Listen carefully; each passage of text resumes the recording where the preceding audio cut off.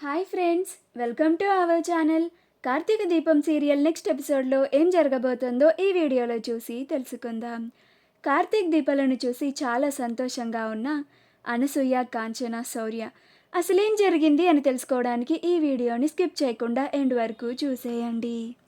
ఎలాగైనా కార్తీక్ దీపాలిద్దరినీ కలపాలని చెప్పి కాంచన, అనసూయలిద్దరూ కలిసి ముందే భోజనం చేసేసి శౌర్యని కూడా అక్కడి నుంచి పక్కకి తీసుకొచ్చేస్తారు. అలా కార్తీక్ భోజనం చేయడానికి డైనింగ్ టేబుల్ దగ్గరికి వస్తాడు. అక్కడ దీప ఉంటుంది. అప్పుడు కార్తీక్, వీళ్ళంతా ఏరి, వీళ్ళందరినీ పిలువు దీప, అందరం కలిసి చక్కగా సంతోషంగా భోజనం చేద్దాం అని అంటాడు. అప్పుడు దీప, కాంచనమ్మ గారు, మా అత్తయ్య వాళ్ళిద్దరూ ముందుగానే భోజనం చేసేశారంట బాబు, వాళ్ళకి ఆకలేసిందని అని అంటుంది. అప్పుడు కార్తీక్, అవునా, సర్లే రౌడీని పిలు అని అంటాడు.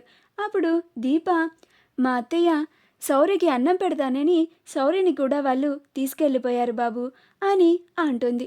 అప్పుడు కార్తీక్, అవునా, నువ్వైనా భోజనం చేసావా అని అంటాడు. అప్పుడు దీప, లేదు బాబు అని అంటుంది.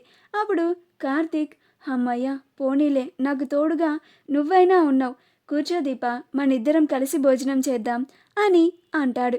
అప్పుడు దీప, లేదులే బాబు, నేను తర్వాత భోంచేస్తాను, ముందు మీరు తినండి అని అంటుంది.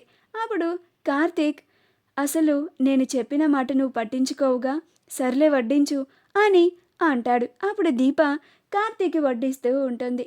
అలా అనసూయ, కాంచన, శౌర్యలు ముగ్గురు దూరంగా ఉండి వాళ్ళిద్దరినీ చూస్తూ ఉంటారు.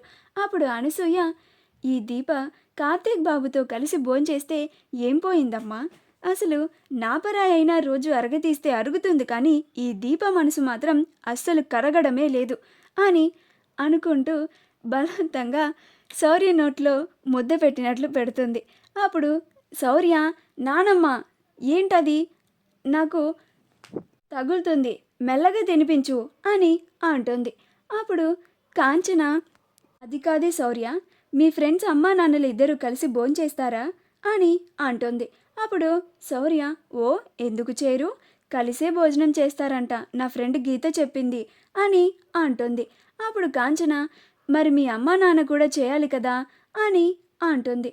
అప్పుడు శౌర్య, అవును కదా, వాళ్ళు కూడా కలిసే భోజనం చేయాలి కదా అని అంటుంది.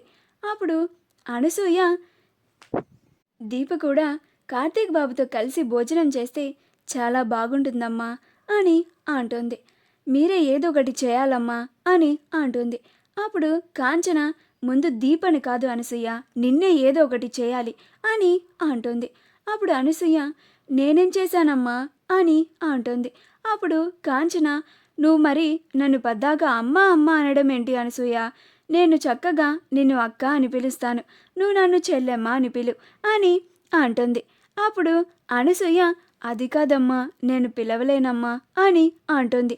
అప్పుడు కాంచన, మళ్ళీ అలానే పిలుస్తున్నావు, నన్ను చెల్లెమ్మ అని పిలవమని చెప్పానా అని అంటుంది.